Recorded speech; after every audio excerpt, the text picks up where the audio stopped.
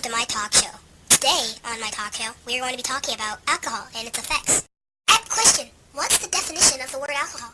It's a liquid drug formed by a chemical reaction. I heard alcohol is a depressant. What does that mean? That means that it slows down your body's functions. You used the word drug earlier. What does that mean? Oh, a drug is a substance that changes the way your body or mind functions. Okay, here's a question for you guys. Which of the drinks in front of me do you think contains the most alcohol? The beer, the wine, or the shot? I think it's the beer. That thing's huge. You're wrong. All the drinks in front of me actually contain the same amount of alcohol, but they all have different percentages of alcohol. The beer has 5% alcohol, the wine is 10% alcohol, and the shot is 50% alcohol. I hear drinking can cause liver problems. You're absolutely right. Drinking too much alcohol can cause scarring to the liver tissue called cirrhosis. How does alcohol affect your brain?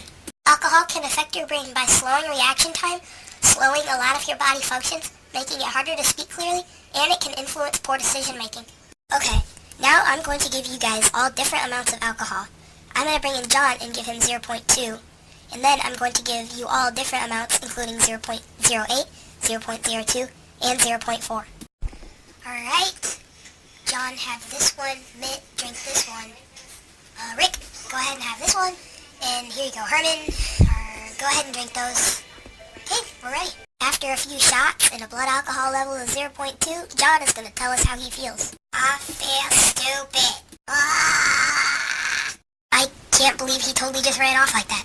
Okay, Rick, you had a beer, and you have a blood alcohol level of 0.02. How do you feel? I guess I feel fine. Pretty lightheaded. Good, that's completely normal. Alright, Herman, you had a few beers, and you have a blood alcohol level of 0.08. Tell me how you feel.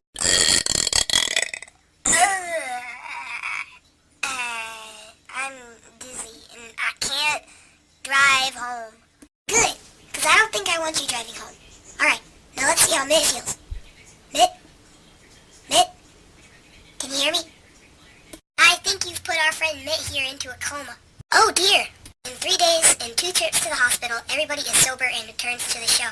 Sorry about that, Mitt. Now I'm going to talk about alcohol poisoning and what you should do if someone is alcohol poisoned around you, so that kind of thing doesn't happen again. It's completely fine. Now let's get on with this. First, I'm going to tell you what can happen if a person's poisoning goes untreated. Their breathing could slow or stop, their heartbeats could become irregular or stop, they could get hypothermia, low body temperature, hypoglycemia, too low blood sugar, and that can lead to seizures. And there's also many more that I do not have time to list. Now, can you tell us what to do if someone has alcohol poisoning around you? Yeah. You should always call 911. What can happen to a person if they live after being alcohol poisoned? They can suffer from permanent brain damage. Really? Yes, man, it can. This cannot be good for my campaign. I don't think you mentioned any factors that influence how alcohol can affect an individual. No, I guess I didn't. Thanks for reminding me, Herman. Body weight is a big factor.